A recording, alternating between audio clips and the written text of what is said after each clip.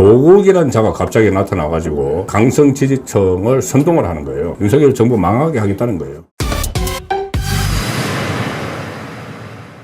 그 문재인 전 대통령, 문재인 취재 오래 하셨잖아요. 그런데 취재를 뭐 오래 하기는 했지만 저도 참 좀 전에도 뭐 말씀하시는 거 제가 잠깐 듣기는 어떻게 보세요? 왜 선거판에 뛰어들어서 아니 잊혀진 삶을 살고 싶다고 그랬잖아요. 사실 이러면 안 되거든요. 안 되죠. 전직 대통령이지만 대통령이잖아요. 대통령은 국민 통합을 위해서 재임 시에도 그래야 되고 퇴임 후에도 국민 통합을 위해서 노력해야 될 그런 입장에 있는 사람입니다. 그런데 사실은 문재인 대통령 같은 경우는 재임 당시부터 우리 편들, 자기 편들을 위한 정치를 많이 했었죠. 편가르기를 많이. 사실은 저는 문재인 전 대통령이 제일 가장 크게 잘못한 부분이 국민들을 편가르기 했다는 그 부분을 저는 제일 잘못했다고 꼽고 있는데, 그리고 임기 중에서도 국민 전체의 대통령이라기보다 자기 편을 위한 그 대통령이다, 이런 인상을 많이 심어줬었는데, 지금 퇴임을 하고, 저는 이렇게까지 갈 줄은 몰랐습니다. 잠바까지 찾아 입고. 참 이해할 수 없는 일인데, 근데 제 생각에는 이제 6일 남았죠. 아마 한두 번 정도 더 사상이나 뭐 그 집 가까운데 양산이나 사상 한두 번 더 나가지 않을까 싶습니다. 이런 그렇죠. 이 정도 상황이라면 지금 창원까지 갔으니까. 네네. 네. 그러니까 처음에 양산, 그 다음에 부산, 그 다음에 울산, 지금 창원까지 갔으니까는 그쪽 판세가 어렵나요? 지금 판세가 어려운 게 아니라 이제 민주당 입장에서 보면 이제 판세가 기대가 되는 것이죠. 기대가 된다. 기대가 되는 것이죠. 말 나온 김에 그 낙동강 벨트하고 여기가 지금 보면 한강 벨트 쪽은 지금 여론이 상당히 좋아진다는 잠시 후에 저희들이 소개를 드릴 텐데 그런 게 있는데 서울을 비롯해서 상당히 다시 호전되고 있다, 반등하고 있다는 게 있는데 이 PK 쪽은 지금 아직 답보 상태인가요? 조금 나아지고 있는 건가요? 부산 판세를 먼저 한번 짚어보고 가죠. 그러면 사실은 아직 지금 상당히 어려운 것은 사실인 것 같고요. 오늘 아침에도 제가 부산에 몇 군데 전화 통화를 몇 군데 해봤는데 수도권, 부산에서도 수도권 소식은 전해 듣고 있는데 부산에서 하는 말이 수도권은 자기들이 듣기에 수도권에서는 지금 분위기가 좀 반등을 하고 있는 것 같은데 맞아요. 부산에서는 지금 지지율이 아직 반등할 기미가 보이지 않고 있다. 지금 그러면서 그건 이제 원인으로 따지는 게 한번 그때 우리 황상무 수석 그리고 이종섭 대사 전 대사 여기서 확 꺼지고 난 뒤에 거기에다가 이제 공천에 대한 문제점 그 부분이 다시 중첩이 됐다는 거죠. 사실 부산은 공천을 하면서 좀 뭐라고 할까요? 갖다 꽂는다 그러니까 다른 지역에 공천 신청했던 사람을 재배치를 하면서 좀 문제가 좀 있었거든요. 재배치를 하다 보니까 공천이 늦어진 측면도 있었고, 지금 수영 같은 경우는 지금 장해찬 그 수영 같은 경우는 또 부산 진을에서 경선에서 떨어진 사람을 전략 공천을 했다고요. 정연욱. 정연욱. 그러다 보니까 그 부분에 대한 반발이 지금 굉장히 데미지가 컸던 것 같아요. 데미지가 커서 부산에서 전해오는 얘기입니다. 그런 데미지들이 아직 정립이 되지 않고 있는 것 같다. 그러다 보니까 지금 수영이 지금 장해찬 후보가 무소속인데 지금 정연욱 후보 거의 비슷비슷하게 나오거든요.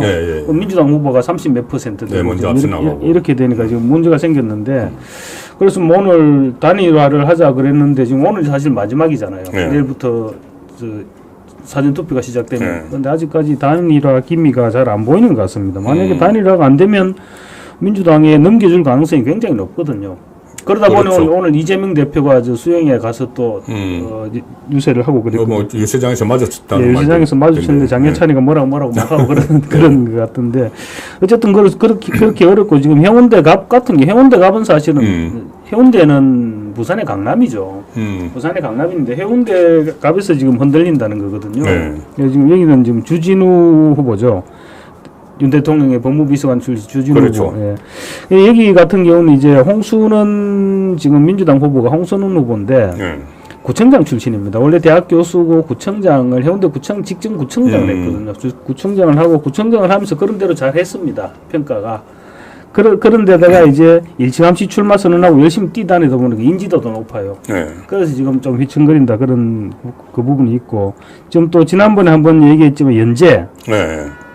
현재는 김희정 전 장관이 지금 삼선에 도전하는데 진보당 후보. 그러니까 중앙에 전혀 알려 있지 않은 노정연 후보라고 있는데 여기가 보면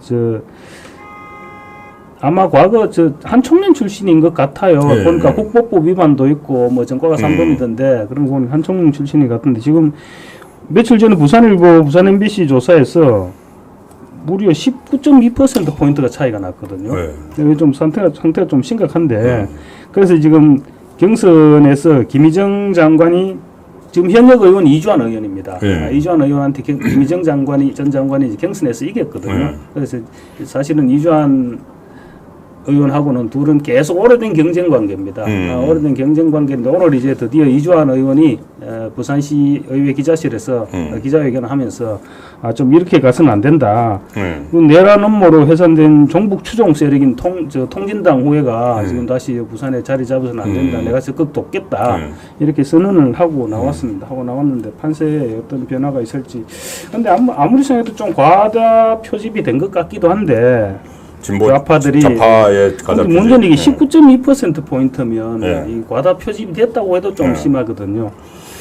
그래서 지금 종합적으로 말씀드리면 전문가들은 지금 뭐 그렇게 얘기합니다. 뭐 PK에서 지난 총선보다 더 많은 의석을 가져갈 것이다. 지금 현재 7석이거든요. 부산에서 3석, 경남에서 3석, 그다음에 울산에 1석 이렇게 7석인데 뭐 어떤 사람은 최대 14석까지 가져갈 것이다 이래 얘기하는데 저는 그렇게 안 보는 게 지난 21대 총선에서 민주당이 전국적으로 거의 뭐 완전 압승이었잖아요. 180대 103이었죠. 완전히 압승하는 그 분위기에서 그때 당시에 부산에서도 위험하다 그랬는데 그 앞전에 20대부터는 나왔죠. 그 앞전에 20대 총선이 부산에서 5명, 그리고 중간에 해운대에서 보궐선거를 해서 또 민주당이 가져갔어요. 그래서 총선 때는 시점에서는 6석이었거든요. 6석이었는데 결국 21대 총선에서는 막판에 보수가 결집을 했어요. 그래서 3석으로 줄어들었거든요. 지난 총선 때도 그랬고. 그래서 저는 지금 제가 볼 때는 뭐 현상 유지하거나 민주당이 오히려 더 줄어들 수도 있다. 이렇게 한번 분석을 해봅니다. PK 지역에서요. 그럼 이제 본격적으로 판단을 한번 분석을 해보죠. 뭐 말이 나온 김에 제가 썸네일에서 140% 쌀파 본다. 140% 쌀파 본다. 이렇게 했는데 근거가 뭐냐면 이런 겁니다. 지금 처음에 이 국민의힘이 좀 어려움에 있다가 한동훈 비대위가 뜨고 나서 2월 달에 국민의힘이 상당히 좋았어요. 상당히 치고 올라가서 한동훈 효과, 한동훈 현상 이런 말을 했는데 3월 달 들어서면서 이게 분위기가 막 바뀌었거든요. 그때 일단 공천 막바지에 장해찬, 도태우 그 공천 취소도 있었고 말씀하신 황상무, 이종섭. 그러니까 장해찬, 도태우에서 황상무, 이종섭 문제가 겹치면서 좀 여론이 안 좋아졌는데 거기다 조국이 나타났어요. 조국이 나타나서 그 전에는 처음에 한동훈이 등판을 해서는 이 선거 구도를 그 전에 한동훈 등판하기 전에 이 윤석열 대 이재명 해서 윤석열 대 이재명 하면은 정권 심판론이 가능하거든요. 그 상황이었는데 갑자기 이 한동훈이 등판을 하면서 한동훈이 계속 한동훈 대 이재명 구도를 막 만들어 갔어요. 그러니까 정권 심판론이 수면 아래로 내려가고 있었는데 조국이라는 자가 갑자기 나타나가지고 이 강성 지지층을 선동을 하는 거예요. 막 선동을 해서 그러니까 조국은 딱 하나밖에 없거든. 윤석열 뭐 망하게 하겠다는 거예요. 그냥 윤석열 정부 망하게 하겠다는 거예요. 그렇게 해서 막 하니까는 또 그 강성 지지층 열성 그 팬덤을 형성하고 이 사람들을 막 하면서 이재명과 힘을 합치면서 이게 정권 심판론이 돼버린 거예요.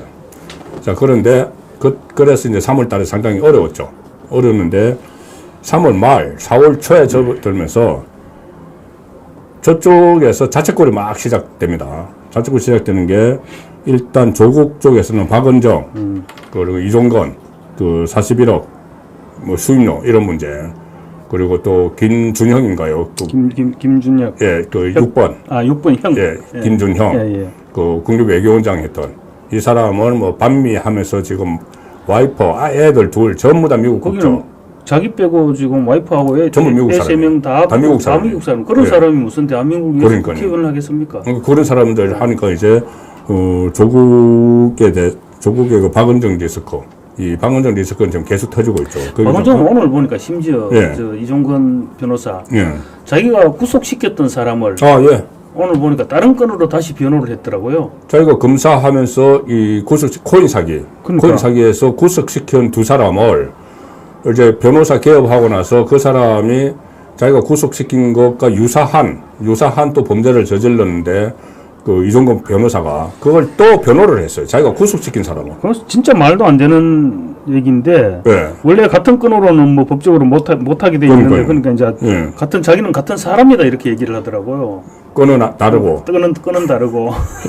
그러니까 아니 검찰 개혁한다면서 완전히 부패 검사의 표본을 지금 보여주고 있는 그 사람들이 지금 들어가 있어요. 정말 네. 우리 기준으로는 이게 상상도 할 수 없는 네. 그런 생각 자체를 우리는 못할 텐데. 그렇습니다. 그걸 받아갔더라고요. 그래서 이제 조국은 지금 뭐 저는 뭐 벌써 그 위에 정점 찍고 지금 추락하고 있다고 봅니다. 조국은.